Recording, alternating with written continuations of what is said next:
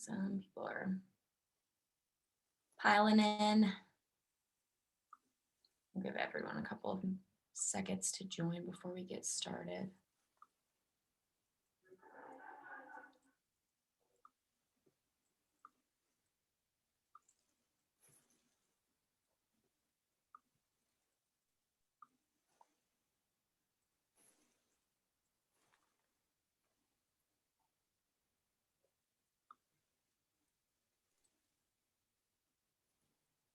All right.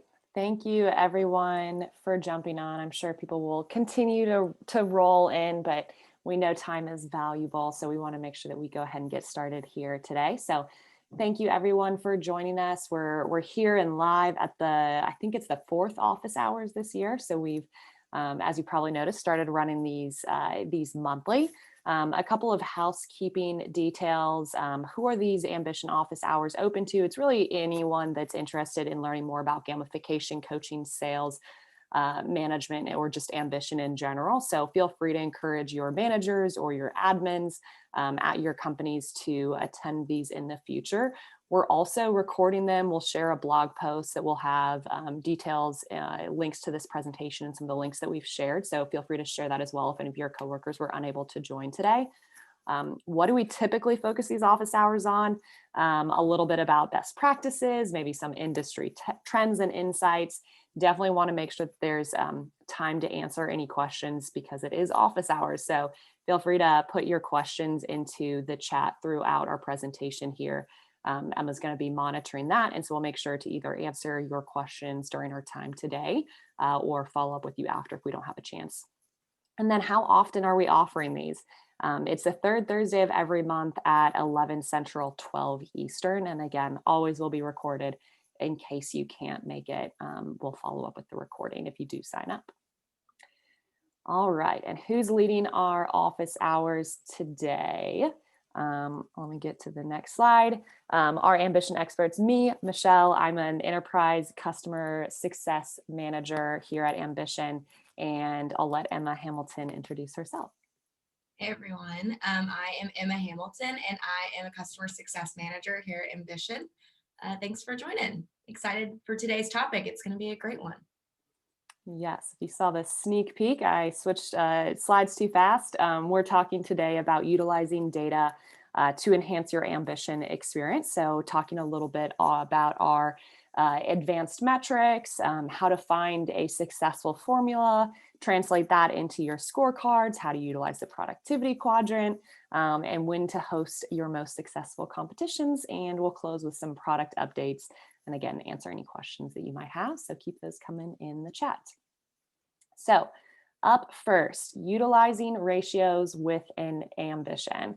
So as most of you have probably seen, whether that's something that your product owners have already created or an admin in your account, but we do have advanced metrics within our integration section.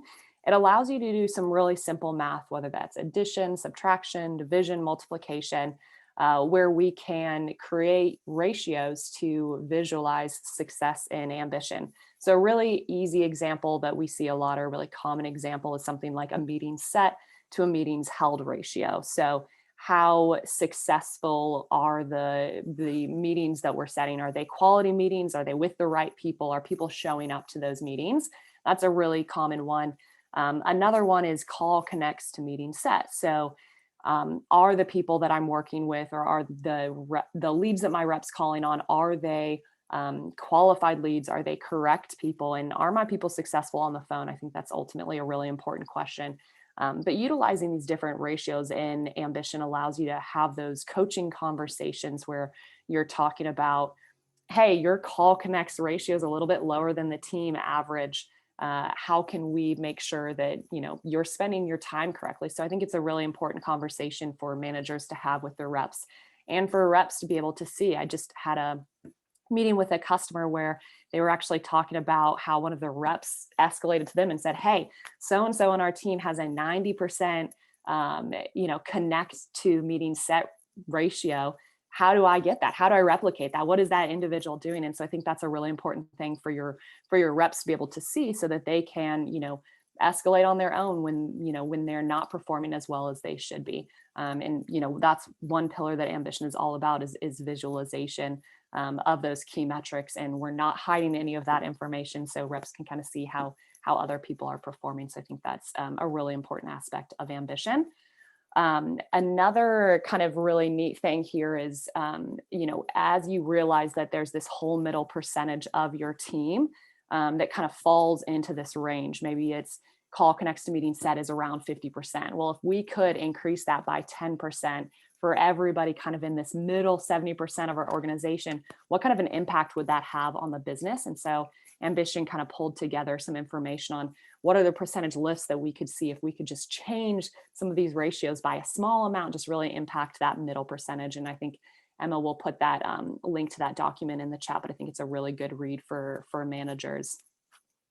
And the last point on kind of this ratios piece is, once we know what our ratios are, once we know what our averages are, what is it going to take to hit our end goals? Now that we know our average. So it gives you the ability to take a really big goal. So whether that's creating 500,000 in closed won per rep in a quarter, how do we take that big number that we're working towards and break it down into these easy, achievable, digestible milestones so that we know whether we're on or off track as we're moving through the quarter? Because we would hate to get to beginning of March, middle of March, and we're so far off from our goal and we're like, how did we miss it? What happened here? So creating these milestones and these achievements, whether that's daily, weekly, monthly, allows us to make sure that we're letting the reps know exactly what needs to be done and the expectations there, and making sure that we're hitting those, again, milestones along the way. So breaking down our Q1 goal, let's say it is $500,000 per rep. And we know that on average, every deal that we close is around 50,000, right? Some are going to be more, some are going to be less, but that's about our average. Well, that tells us that we need to have 10 closed deals by the end of Q1. If we were to break that down into monthly goals, that's around 3.5. So maybe round it up to 4 deals closed per month. We know that for every one deal that closes, we have to create 10 opportunities. We've got a 10% closing rate. That means we have to have 100 ops per rep. Again, breaking that down per month, we're at 33, 34-ish. And so let's make sure that we're getting that in our monthly objective score. We know that in order to create an op, we have to have 3 meetings. So that's a total of 300 meetings set. A lot of details in the math here, but I think this is really important and something that I hope every manager out there is doing, whether that's, end level managers or executive level leadership, you're kind of getting these numbers for. But I think it's really important to break these down so we know what are the goals that we have to hit every single day in order to hopefully achieve that really big goal. And so in Ambition, as most of you are probably familiar with, we take those goals that we're creating, whether it's daily, monthly, weekly, and you do have the flexibility and Ambition to kind of choose what makes the most sense for your team. And we put that into your activity score. So what are the daily activities that need to happen to make sure that we're hitting that goal? And what are the monthly objectives, things that we need to be working towards and hitting in order to hit those quarterly goals? So for something like activity score, we know that we're working on appointments set. We've got to have 5 of those every single day, every single business day in order to hit our end goals. And calls, we're hoping that we get 100 every single day. If we don't, something's wrong, something's off. People aren't doing the activity that it's going to take to hit those goals. And then objective score. So breaking down that 500,000 into some of those monthly goals, we're working towards 170 in closed won, around 33 opportunities created. And we can see individual reps kind of tracking towards these every single day, which is going to give you as a manager really good insight into, how quickly your team is going to be able to get there or whether they're off track. Emma, I know you work with a lot of teams that are utilizing ratios and, kind of hopefully implementing those on their scorecards as well. What do you see people doing? I think you had a lot of really great call outs. One thing that I'll note about the ratios when you guys start using them, just 2 recommendations. One is to make sure that you're looking at those ratios over as long of a period of time that makes sense for your company. If you're looking at those conversion metrics on like a daily basis, you're really not going to be looking at the right data because sometimes it takes a few days, a week, 2 weeks for those types of things to convert to a meeting set, kind of stuff. So kind of try to zoom out a little bit to get your most accurate ratio metric, and then also really lean on those metrics for coaching. Sometimes those metrics aren't your best fit for a daily activity scorecard because, like we said, it's just not a very good data set on a small scale. But if you're zooming out and you're coaching accordingly, you're saying month over month, that ratio per rep is improving. That's where you're going to really find some value. Um, so yeah, that would be my two takeaways: is zoom out to look at that data to get a good picture, and then really lean on that for coaching and utilize that for, to track your reps trends over time. It's going to be really powerful for them and for you. Yeah, I think those are definitely really good points. When we talk about kind of like zooming out and looking at the correct time frame, a lot of time we see managers using the metrics tab to kind of get that information, or even using just a leaderboard and looking at that specific ratio over a month or a quarter or even a yearly long time frame. Probably month or quarter is going to be the most relevant there, but I think looking at a leaderboard is really helpful for those different ratio metrics. So good point, Emma. All right. Up next, so let's say that we've created our scorecard. It's been moderately successful. We've got the correct targets in there. We want to make sure that we're weighting those targets correctly. So the most successful channel should be given the highest weight. The activity that drives the most value for the business should be weighted obviously a little bit higher. So let's say calls are really important. We know that on average, those convert 10% more often than emails. So let's go ahead and weight those a little bit higher. That's a really important call out here. Additionally, what we see a lot of people doing is maxing out metrics where driving additional value or driving additional activity is no longer valuable to the business. So for something like emails, we know that if they're sending more than 200 emails in a day, they're probably just spamming a bunch of people. They're not creating customized, really influential emails to the correct prospects. And so maxing out a metric where they can no longer receive points on their activity score, I think is a really valuable tool that you all have in your arsenal.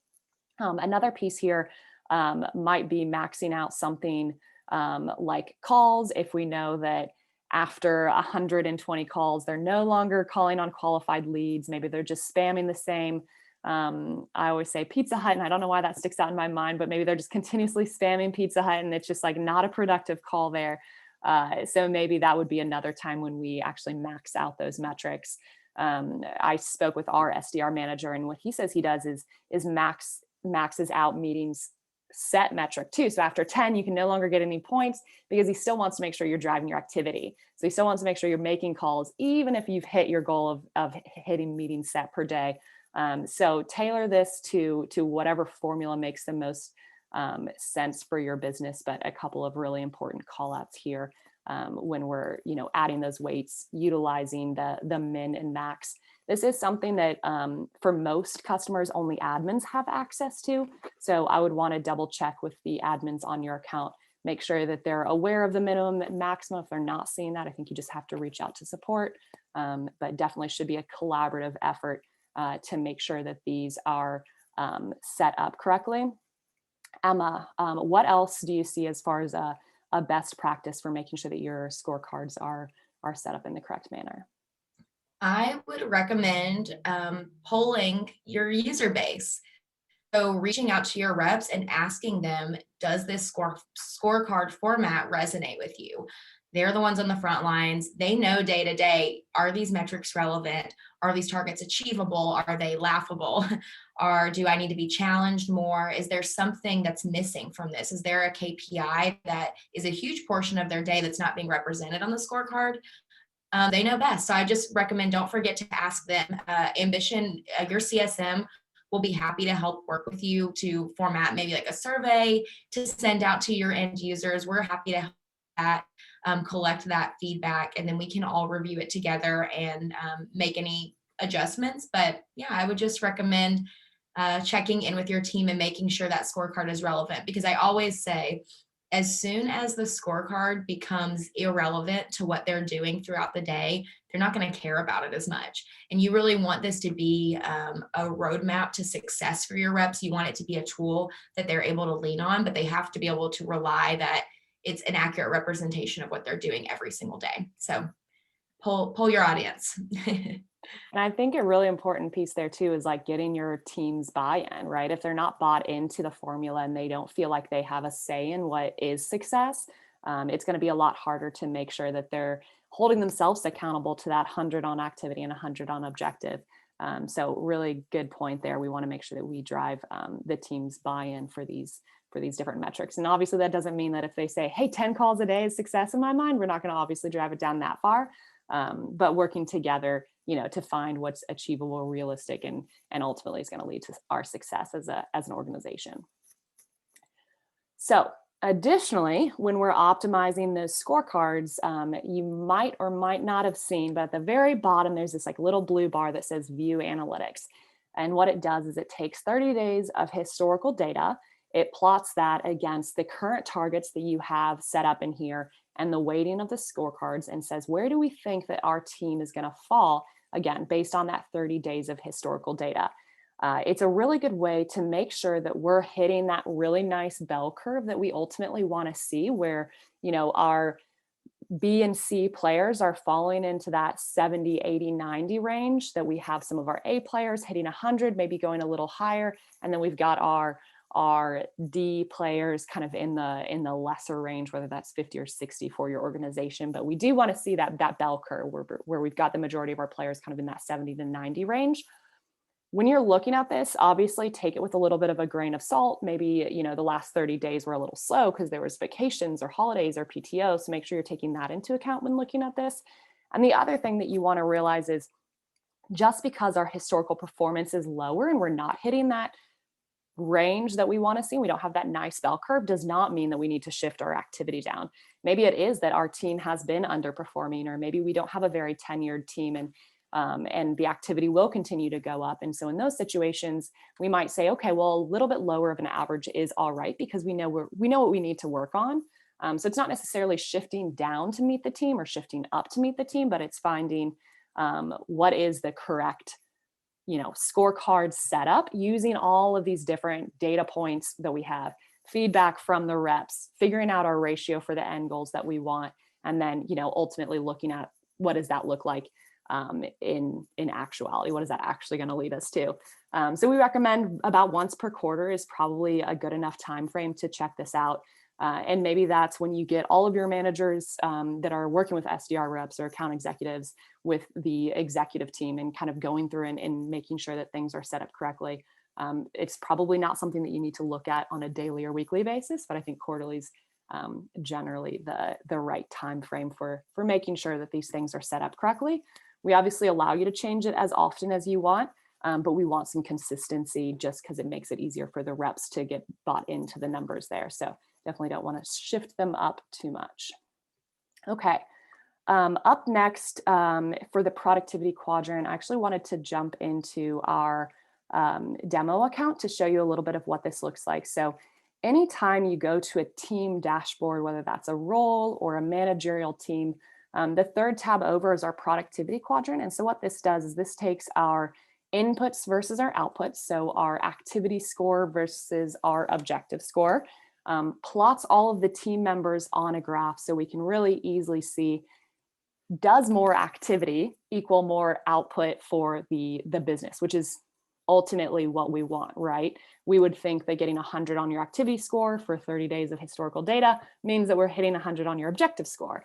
If that's not the case, so for instance, maybe we have someone with, really low activity, really low output, what you probably realize as a manager is it's a really different conversation that you're going to have with that individual rep than if it's somebody with really high activity, really low output. So the conversation between a rep that's not doing a lot and the conversation between a rep that is doing a lot, but they're still, 0 on their objective score, 50 on their objective score.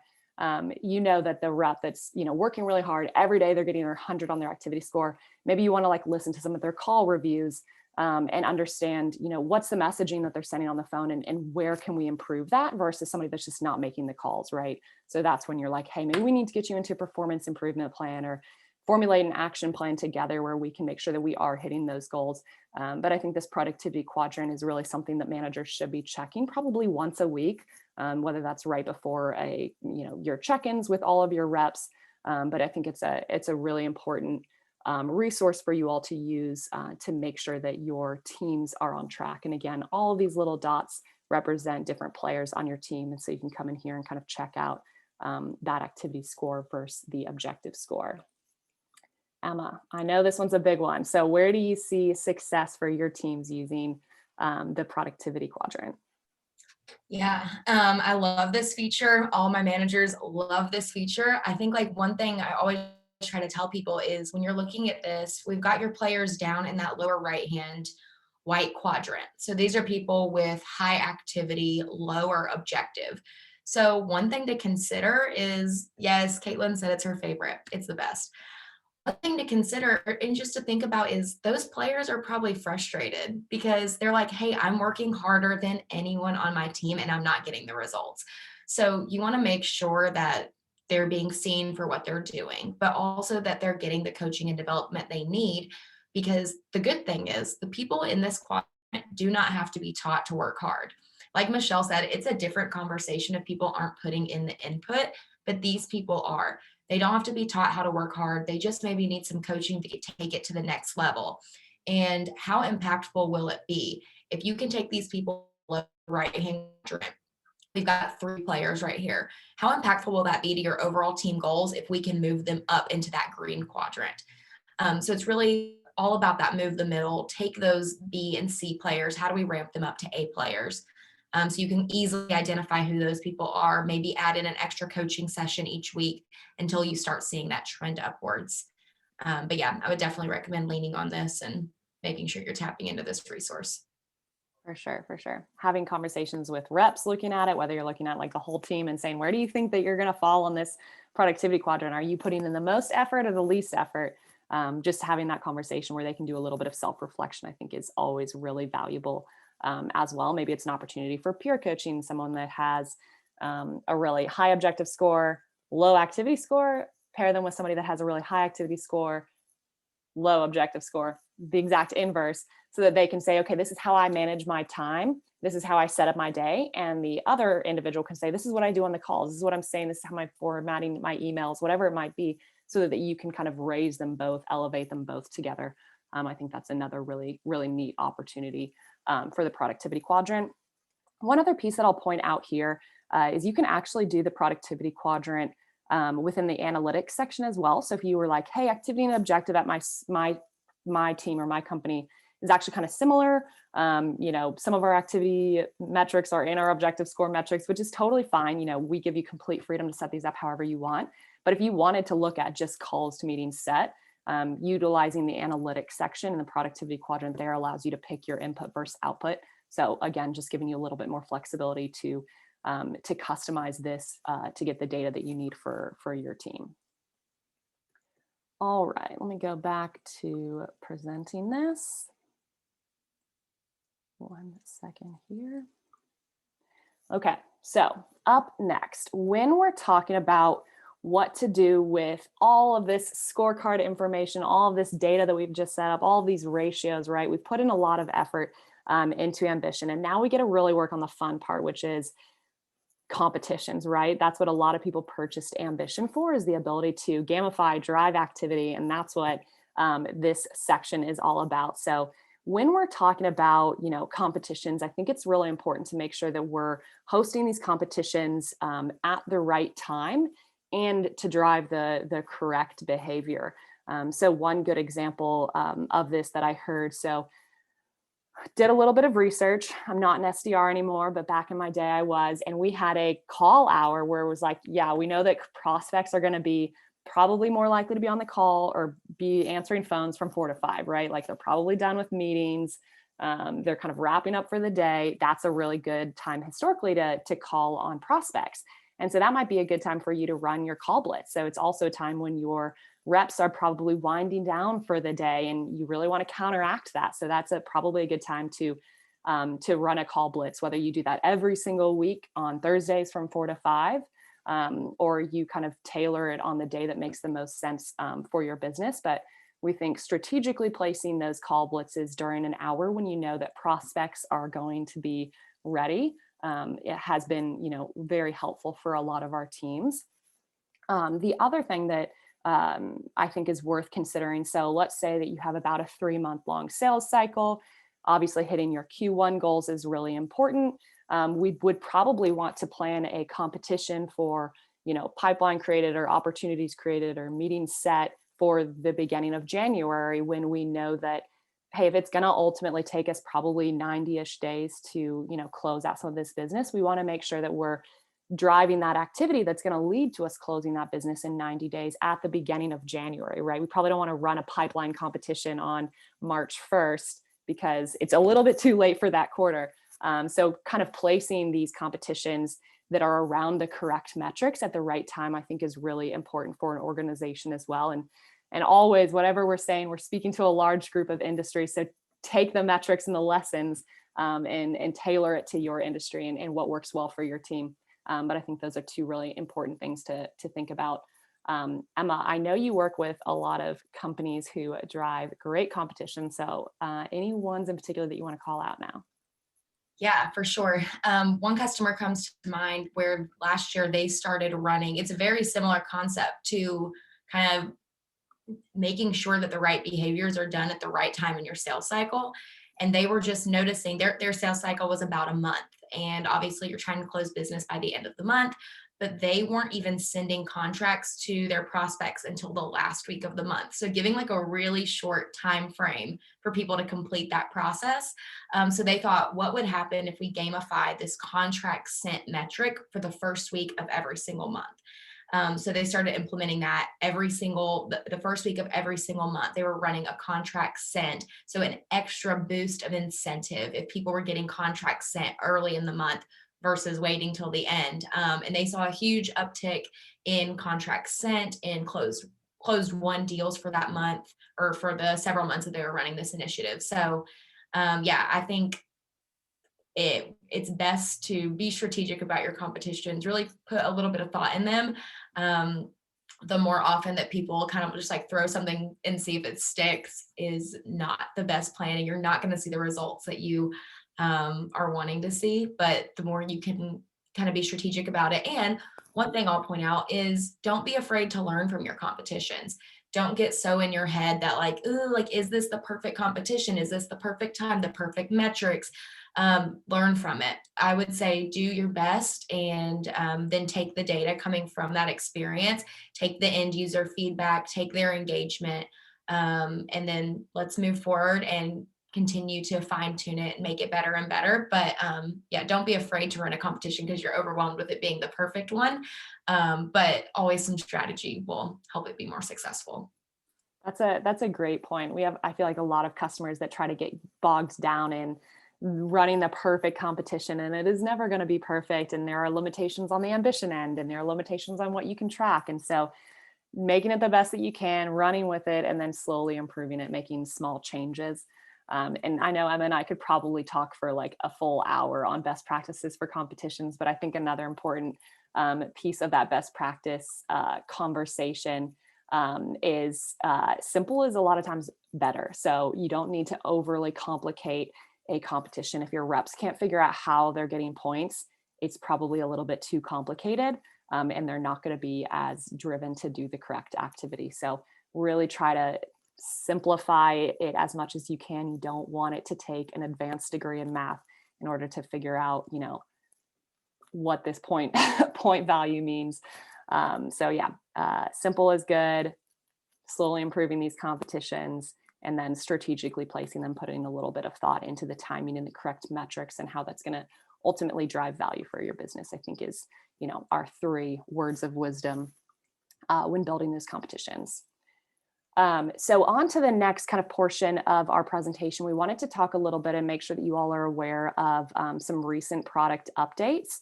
And if you all attended our webinar office hours that we had, I think it was in March or May or March, I don't know, a month or two ago. Butler Rains, our new VP of product, came on and talked a little bit about where ambition is kind of moving as far as what we want to focus on. And I think this is an important piece to highlight again, because I think it's, ultimately where we're investing in the platform and what that means for you all. So ambition is working towards an ecosystem of accountability and encouragement. And what that means is we're really focused on driving accountability, gamification, coaching, and amplification. And so all of these product releases that you'll start hearing about over the next couple of months and you'll start seeing really kind of are built around these 4 core value centers of ambition. So hopefully you're looking at this and being like, hey, that aligns with exactly what I want from ambition. I want the Microsoft Teams integration, or I really want to drive, rewarding my reps. And so, the hope is here that this really aligns. But if you have any questions, feel free to reach out to your CSM or the support team, and we can get you in contact with Butler and kind of have a conversation around what aspects of ambition in the product development roadmap will be valuable for you and your team. Enough of that, into the metric snapshot, which was our most recent release. I think this got released last Tuesday. Should have been in your accounts live on Wednesday morning. This is a coaching update. So with the new metric snapshot, it allows you to automatically pull in a specific number that's associated with a metric and the performance of that rep's behavior during this coaching check-in and within that actual question. So you'll select that it's going to be a metric-driven question. You'll select the metric that you want this to focus on and the time frame that you want to be populated, and the rep will actually be able to respond and see that number being pulled in. So we know that we've always had that metrics tab if you click over, but this will just make it a little bit easier to have those metrics-based conversations during your coaching session, during your coaching one-on-one. So hopefully this will provide a little bit of value. There is a help doc that we'll follow up with probably in the chat, and then we'll also include it in the webinar recording and blog posts that we put out about this. So you can kind of get the information there. And it's also, of course, as always, on our help center where you can look at the new releases. But I think this is going to be a really important one for managers that want to have some sort of a metric-based conversation during those coaching one-on-ones if you're utilizing that. If not, ask your CSM. It's very valuable. Any other questions? Emma, did we have any questions pop up in the chat that we can answer? Nothing that I've seen yet. Let me make sure no one sent in a question when they registered for this session. While she's looking that up, just as a reminder, we will send the recording if you can share it with any of the other managers or individuals within your organization that might need to learn a little bit about this. I think that's always helpful to kind of get this information out to the people that need it.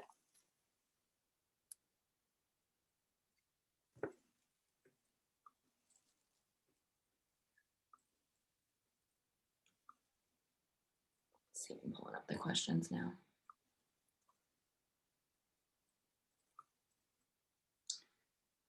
I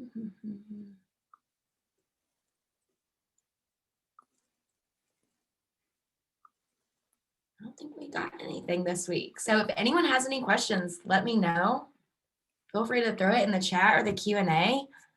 I know this is really actionable stuff. So we hope that you guys are able to take this and easily start using Ambition in a data-driven way. I always tell people, like, Ambition's a learning tool as well. So we're here to help make you guys smarter managers.